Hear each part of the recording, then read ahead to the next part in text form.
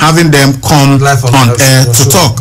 And even right now in Nigeria, especially with Super Sport, you can see that they are bringing some former footballers to come there and do the analysis. This is just one way of getting employed after you are done with football. I'm just using that as an example. Of course, there are other things. If you are not educated, you may not be able to run a successful business. So even if you have the money, but when you retire, the kind of investment that you make, if you are not well educated, you do not know, okay, you need to get an expert in certain field, in the field of finance, for instance, to advise you on how to spend your money. As the adage goes, a fool and his money are soon parted. So you might be a billionaire in whatever currency, as at the time that you retire as a professional sportsman. But if you do not get proper advice, very soon your money is gone, everything is gone. And look, I've used this example several times on this show. Research showed that 60% of NBA players, that 5 years after retiring, 5 years after they stop receiving the salary that they get every week or every month, depending on the structure in the club, 5 years after the retires basketballers, 60% of them go bankrupt. So all that money that they made, and of course, unfortunately, because of the kind of lifestyle that they live, they just they are making money and they feel, oh, the money will come forever. They go on night out, spend money anyhow, buy luxury cars and everything, and over time they are struggling to maintain that lifestyle, and they end up having to sell their personal effects, and before you know it, these guys are bankrupt. So the Boto University in Botswana, they've signed a 5-year deal, which I believe is going to be extended before it expires, with the Botswana's Players Union, and we also have National Association of Professional Footballers in Nigeria. I think it's Tijani Babangida is the president. So Sunday Ulise, who is in that category, and Sunday Ulise, look, he's doing fantastically well for himself. Sunday Ulise is very well educated, even when he was a footballer. I mean, he was one of those that you want to interview as a journalist because of the way he's able to express himself. So he is saying that he hopes that Nigeria will emulate this. I am hoping, I am wishing now, but it's already past, another country has beaten us to it, but I would have wanted Nigeria to even be the pioneer. I would have wanted a university in Nigeria to have been the first to do this. Yes, sign a contract with, of course, there could be other things, so, you know, maybe telling them as individuals they can come and you have a special plan for them. But this university, what they are doing, they've signed a contract with the representative of the footballers, the players union. So they say, okay, for 5 years we are going to offer scholarship, we are going to be doing this just to help current footballers and also retired footballers prepare for life after football, because you don't play football forever. Unfortunately, some footballers have had their careers cut short by an injury or something else, and they are unable to continue. And even if you play for a long time, one day you will retire. So what happens after your retirement? You have to be reintegrated into the society. Yeah, I think it's a very, very good project. I must give the thumbs up for doing that, and I know that many will start following that path right now in order for them to assist those who are no longer playing. Yes, we understand how it goes, but then you have some people, they are very, very talented, they are good when it comes to what they are doing as sportsmen and women, but when it comes to, you know, interacting with people, that's where the problem comes in. Yes, some will tell you they dropped out of school in order for them to pursue their football stuff, but these days they tell you combine football and education, so that even when you are signing contracts, yes, it could be that many players today have signed slave contracts because of the communication, you know, skills that they lacked. So for me, I think it is really good. It will help them and also give them jobs as a pundit or whatever. So for me, I think it's really good, because that is what will also help some of these retired footballers, you know, to get something, you know, to live on, for those who are really, really having it tough at the moment. But so for those who invested their money in different things, and right now they are getting it back, it's also good. But even if you are an investor who is making a big amount of money after retiring from football, you also need the communication skills. You also need to, you have board meetings with your workers, you go on seminars and all that, you talk to press and all that. So if you don't have that communication skills, it will be really difficult. You yourself, you feel embarrassed when you are talking to to communicate with people. So for me, I think it's really good, honestly. Just hope that in no distant time, Nigerian universities we do the same thing, so that our own people also benefit from this kind of thing. So it's good.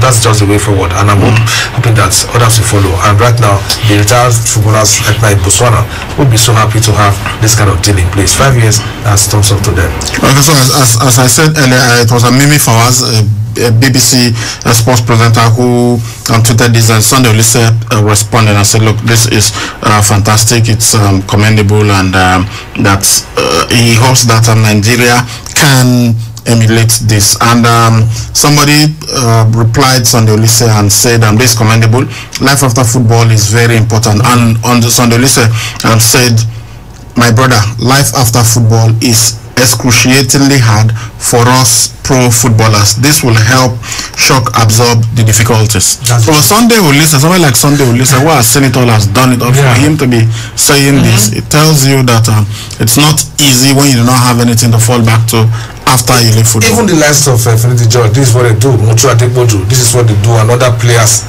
who are from Africa here that have retired, they do punditry and all that, and they make money from it. And if you are not fluent when it comes to no, it's not just punditry. We're saying education. We need to acquire an education. We just use punditry as an example. It's really important, honestly, because if you don't have education, how will you invest the money that you are making from football? That's the problem. So we've seen cases where people make so much money from football. At the end of the day, they go into businesses that after go into everything, at the end of the day we start hearing they were duped and all that. But if you have a good education and you have good advisors, you hardly invest your money into business that at the end of the day will turn out to be something of a nightmare. So for me, I think it's good. I just hope that they'll sustain this, and other African countries will do the same. By so doing, yes, it will really help everyone over here in Africa, retired footballers, and those are still playing. Even those that are still playing, some of them have issues when it comes to expressing themselves. But then I hope that with all this that is happening right now, there's a Nigeria's chicane. So many players who are playing right now will benefit from it, despite the fact that they are playing. They could make up time to go to classrooms and see how they can, back themselves up with education. So it's really, really important. Okay, that is the situation. The Boto University in Botswana, they have signed a 5-year deal with the Botswana Players Union to offer scholarship and policy education to current and retired footballers in Botswana, and this is to help them prepare for life after football. And Sunday Olise, he needs absolutely no introduction, has said that he hopes that Nigeria will emulate this, and we are also hoping that as well. Since we are not the first, we should be one of the earliest to go on to emulate what Botswana did. It's long overdue that Africa would think about something like this. Okay, let us move on to other issues now. And this time, we will be looking at what happened in football, across football last night. We begin from the English Premier League. There were some really interesting matches, and I don't even know where to start, but maybe we'll look at Manchester United versus Southampton. That match ended 9-0 in favor of Manchester United. Southampton, they've been in pretty good form, but I don't know what happened to them last night. Well, they capitulated just after getting a player sent off, and if you look at it, the player that was sent off, that was really, when you say that was a stupid foul, I think that was how I would describe it, because you cannot go with that you cannot launch on the player with it wasn't a two legs, but if that leg had caught Scott McTominay, it should have been the end of that young man, maybe for the season, because not taken. That was a life-threatening injury that he was about causing the Manchester life-threatening, career-threatening injury that was about handing the Red Devils player. So for me, it deserves to be sent off, and it deserves to be punished by the club for that disciplinary issues that he had. So if you are a professional, you go after players with caution. You tackle with caution and all that, but you don't do that. What he did was really wrong, and they were sent off, and from there they just capitulated. The way the goals were just coming was like, wow. Even the goal scored by McTominay from a distance, I was like, this is schoolboy defending from Southampton. Yeah, but they had 2 red cards yesterday. But yeah, even the one that scored the home goal, I think it was one that was sent off in the second half, and then they had the opportunity to score more 4 in the second half, 4 in the first half, 5 in the second half. To me, it was really a one-sided game, and it was the run riots over them. Anthony Martial, who had been criticized, over the social media and all that for poor performances, yesterday he did very well. Yes, the goal is controlled before scoring. It reminds me of what this guy also did. Marcos Alonso did a fantastic ball when you get across the way, your first and second touch before unleashing that volley. I think it was really great. United did well, and I'm sure right now the fans who have not been happy with them, yes, will start saying yes, we are there, because right now they are same points with City. But City have played 2 games less, so I think the race right now is getting hotter. Fantastic for United. They created their chances, and they converted most of them.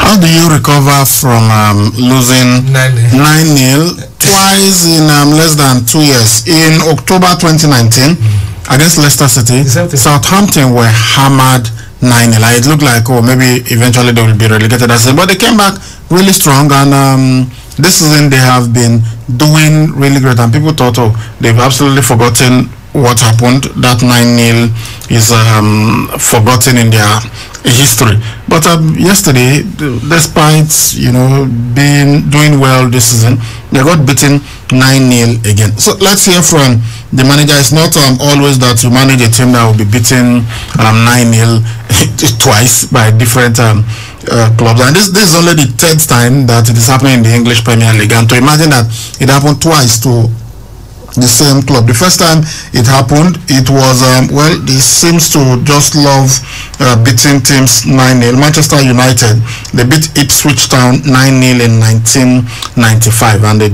repeated that trick yesterday against Southampton. But let's hear from Ralph Hasenhuttl, the manager of Southampton, courtesy of the BBC. Very, very difficult one to take. He said it was a horrible showing from his side. Well, commiserations. How on earth do you sum that night up? Did it again, today. Yeah. 1 man down after 3 minutes against this opponent with academy boys on the pitch. I would say that they are responsible for this result, but it's not. Congrats to Man United. They worked us off and never stopped scoring. The most disappointing thing for me is the second red card, because I lose another player and I have no anymore. So this is what hurts the most, to be honest. I don't think there's any doubt about the first red card. Was there a doubt in your mind about the second one? I don't know. I must have a feeling for such situations like this, when I send somebody off in such a moment where the game is gone. I mean, he doesn't kill him or something, but I don't want to speak about the referee. Last week he was our VAR, this week he was our referee on the pitch. He made his mark in the game, but I think it's not about the referee. We made again not a good job. Very stupid foul from a young lad. It was the first time playing. I mean, it kills everything, and then it's tough. At that point you must think, I'm without 9 players, I've given a debut, I've got 89 minutes to play with 10 men away at Old Trafford. What else could go wrong? No, not a lot. And when you're coming here with 2 goalkeepers on the bench, I mean, I wanted to give a few young lads today the chance for showing up. We had now a few on the bench for a debut in Old Trafford, but when I've seen what is going on there, it's better to let them out, because it's not nice if you have a debut with a 0-9 on Old Trafford. And in that second half, when the goal started to go in, it was a horrible feeling. Was your mind going towards that record, that scoreline you'd already experienced? Yeah, sure.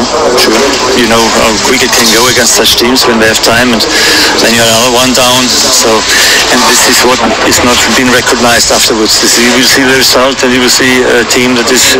We tried in the second half as long as possible to keep a clean sheet. What can you do else? And in the end, after the second red card, when you are that every attack was a goal, it's also too easy then how we let them score. But I understand it's 2 men down against this team is difficult. How hard is it to swallow again 9-0, to go into the dressing room and try and tell the players whatever you told them after 9 goals again? What can I say? There is no scala for telling us how high it is. It's horrible, but we stood up after the first one, and we will also step up after the second one. I was just about to say, finally, the response was fantastic. You've had a lot of plaudits having conceded 9 against Leicester. Do you have to use that as a positive strength now from here? I said at that time that we don't need it again, but when we have it again, when we need this, okay, then we take it. Fair play to Ralph Hasenhuttl for even agreeing to do this interview. I mean, some managers will have just said, look, maybe my assistant should go. How can I? This is the second time I have to be interviewed after my team lost 9-0, and it's just horrible. But he did it. He said they bounced back from the first one, and I said many people praised them for playing some fantastic football, how well they recovered from that first humiliation, 9-0 to Leicester City. But it has happened again. Manchester United absolutely ruthless, beating Southampton 9-0. 2 red cards in that encounter. There was also 2 red cards in this match that we are going to talk about now.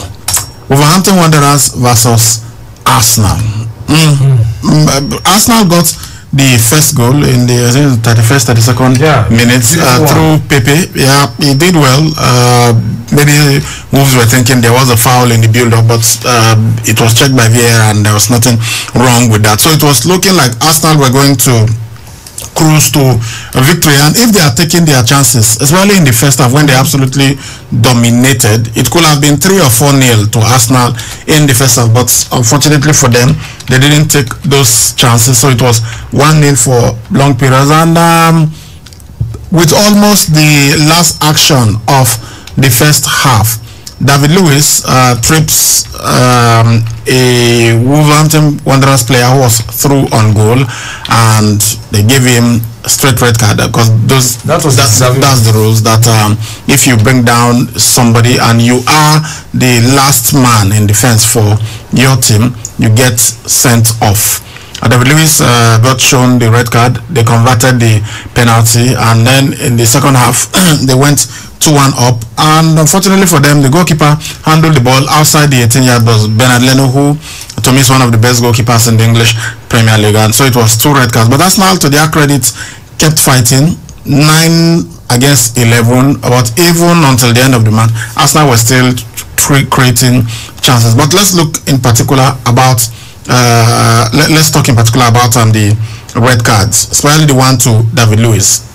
The manager said, talking about, he said he's watched the incident like 7 times. He's looked at it from different angles, and he didn't see contact, so he doesn't understand why that was a penalty. He doesn't understand why it was a red card to David Lewis. But I watched the game live. Initially I did not really see the contact, but sometimes you know from the reaction of the player. David Lewis protested, but it wasn't like, there are times when when you do not, you are innocent completely. You did not touch this player.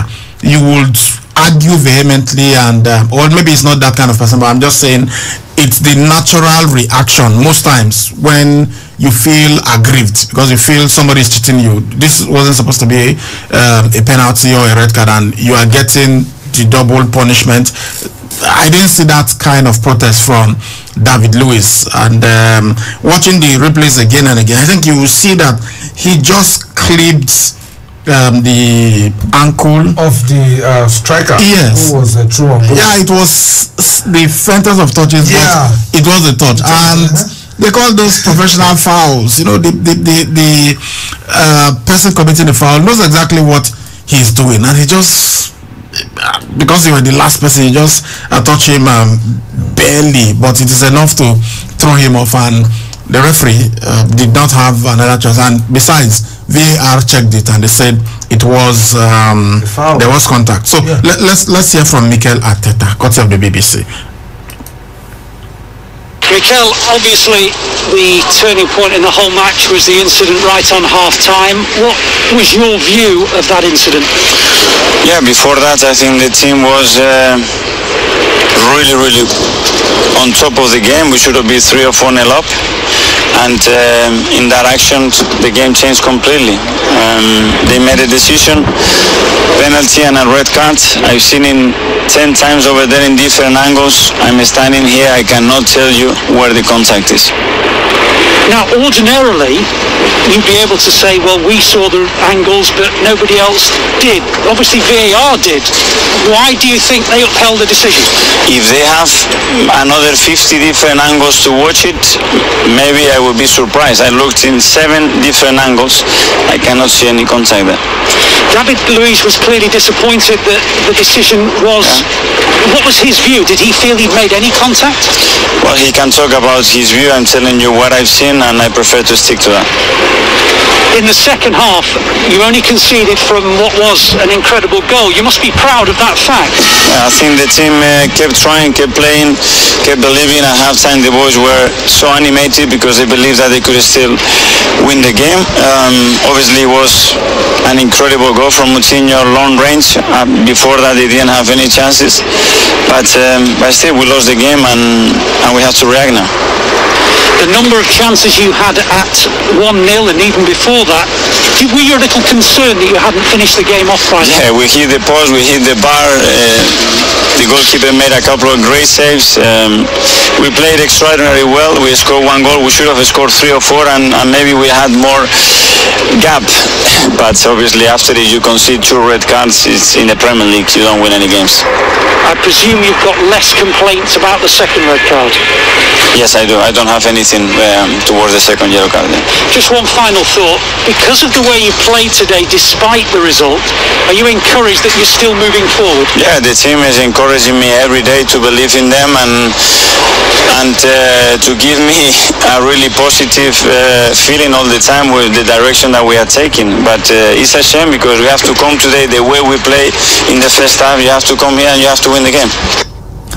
Alright, that was Mikel Arteta, the manager of Arsenal, reacting to the 2 red cards. He said he had absolutely nothing against the second red card. You've got to just wonder what happens to Bernard Leno. If you come out that way, then you should be sure that you will use your legs or your head or any part of your body that is not your hand. Once a goalkeeper touches the ball outside his 18-yard box and is done deliberately to deny the opponent a goal scoring opportunity, he gets a red card. That is the rule. So Bernard Leno should have known better. He attempted to disguise it like he used his body, but come on, with these days of a VAR and everything, you can't hide, and that was how he got a red card. So no complaints there from the Arsenal perspective, but they said the first red card that it wasn't a penalty. We're watching the game again, so hopefully we get to see that I've watched it over and over. I'm trying to bet. When you look at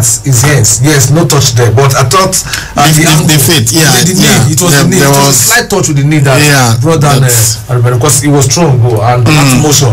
Any touch, the player will just go down. Yeah, when I thought Arsenal would have been able to clear out the danger before that through pass was made, but they didn't, and so it happened. And a penalty was given, red card and a penalty.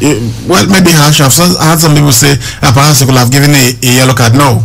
The moment he sounded the whistle, the moment they decided that it was a penalty, because the guy could not have gone down on his own. Or if you determine that he went down on his own, then you give him a penalty, a yellow card for simulation. That's what you will have done. So it will have been better for the referee not to give a penalty, to just ignore that incident, than for him to give a penalty and then say yellow card to David Luiz, because clearly he denied, from the interpretation of the referee. I'm not saying definitely there was contact, that's not what I'm saying, but if the referee determines that there was contact, then it's a red card.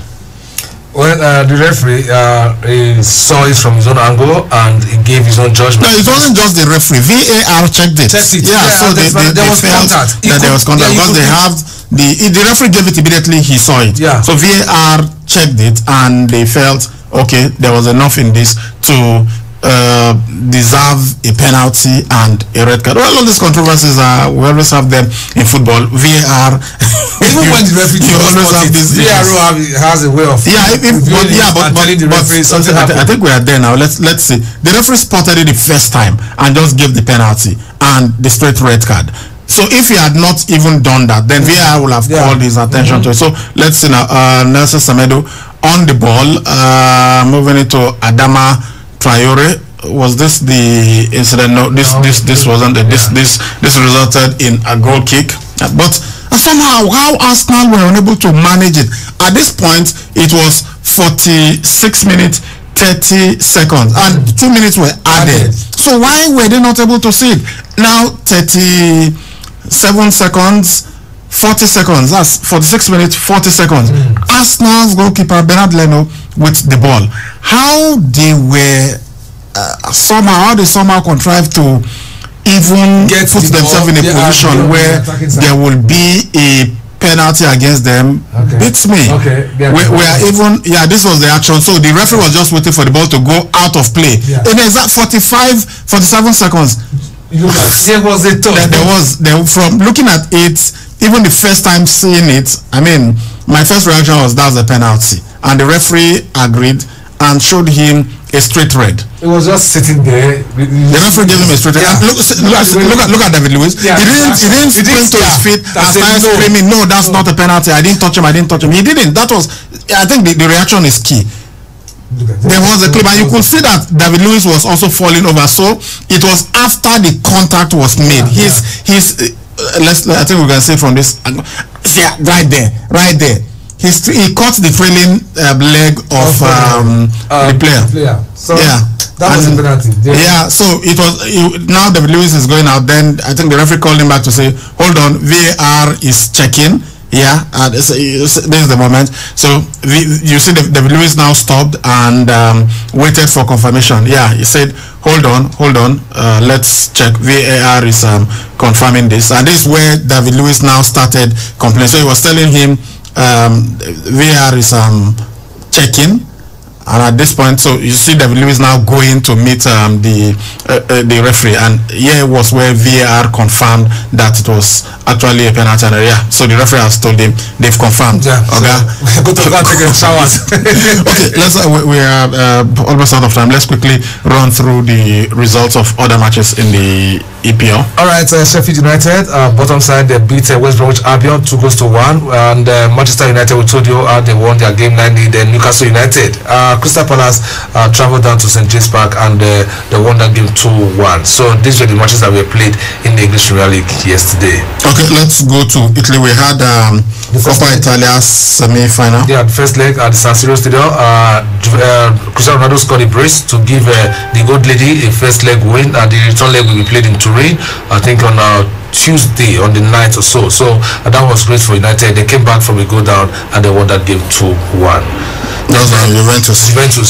Then in Spain, Copa del Rey. Wow, high-flying Almeria met a strong side in Sevilla. Well, Sevilla won that game 1-0. It was a really tight encounter, but Sevilla are through to the semi-finals right now.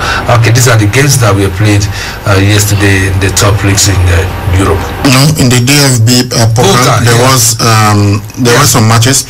Hossein Kiel, this team knocked out the great Bayern Munich on penalties. I think they won 6-5 after they played 2-2. 1-6-5 on penalty. And yesterday they did the same thing playing against Darmstadt. It ended 1-1, but hosting Kiel won that encounter on penalties. Yeah, RWSN beat Bayer Leverkusen after extra time 2-1. So the Bundesliga clubs getting knocked out, and after extra time too, Borussia Dortmund beat Paderborn 3-2, and Werder Bremen were 2-0 winners over Greuther Fürth. So that's what happened in the German DFB Pokal. That is the German version of the FA Cup. Okay, that's the solution. Let's see if we can take a couple of your text messages before we leave. This one reads, "Well done, men of sports who won the league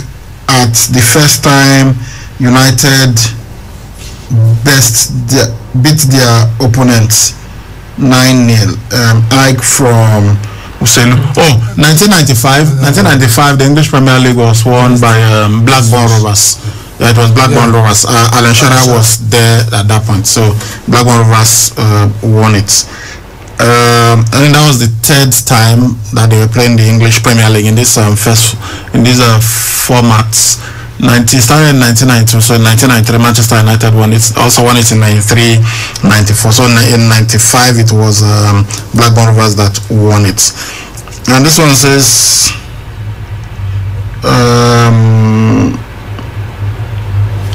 "Good morning. I am confused because when Messi scores, una play him song well, cause una done." I don't understand that when Messi scored Athletic Bilbao last weekend, but when CR7 scores, una no play his song the way una play Messi's song. Seems una the favor Messi more than CR7. I am confused. Hala Madrid, hala CR7, texting from GRA. Well, I understand why you are confused, because you are a fan of Cristiano Ronaldo, but there is absolutely no reason for you to be confused. If you follow what we say, then you will understand why we played Lionel Messi's song.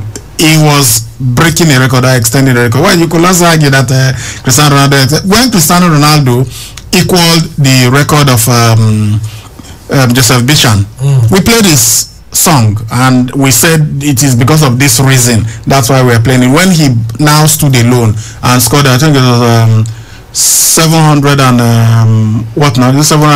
760. Yeah, 760. So when he scored his Joseph Bichan was 759. Yeah. So when Ronaldo scored and broke the record, extended the record, we played his song. So it's not because every time. It's not every time. What's his name? Lionel Messi scores that we play his song. I mean, come on. Lionel Messi has scored so many goals and we don't play some. But when he reaches a milestone, we do. When Cristiano Ronaldo did that, we also played his song. Okay, so if I don't understand why you are confused. And just wait, the day Cristiano Ronaldo will break the international record. I think he's about 7 goals shy now of Ali Day. He's on 102. I think Ali Day is on 109 goals. So the day he equals that record, we are going to play his song. The day he breaks the record, we are also going to play his song. Okay, that's why we play the song, not because of anybody favoring Ronaldo, Messi over Ronaldo, or Ronaldo after Messi. The same thing. Lionel Messi fans have also complained when we played Ronaldo's song that when Messi scored, we did not play. We didn't play his song. And you know that's how you know that you are objective. When both sides are attacking you, this one is saying you are favoring the other side, and the other side is telling you you are favoring our opponent. So you know that you've done your job. Time for us to blow the final whistle on this edition of the show. When they had a man sent off, it was up to us to get the first goal. You have to take your chances in tight or open games. You never know what might be the deciding factor. We know better than anyone what goal difference can do to you, because we have lost the league on goal difference. Confidence is one thing, but it was about the mojo and spark, the S factor. Manchester United manager Ole Gunnar Solskjaer reacting to his side's 9-8 demolition of Southampton in the English Premier League on Tuesday night. And that's the final whistle on the show this morning. Another package will see you at 4 p.m. on a fresh edition of Sports Fiesta. I'm Saliu Ibrahim. I've been doing this Egosa Agrican. Please stay tuned for KU News Update coming up at 9 a.m. Bye-bye.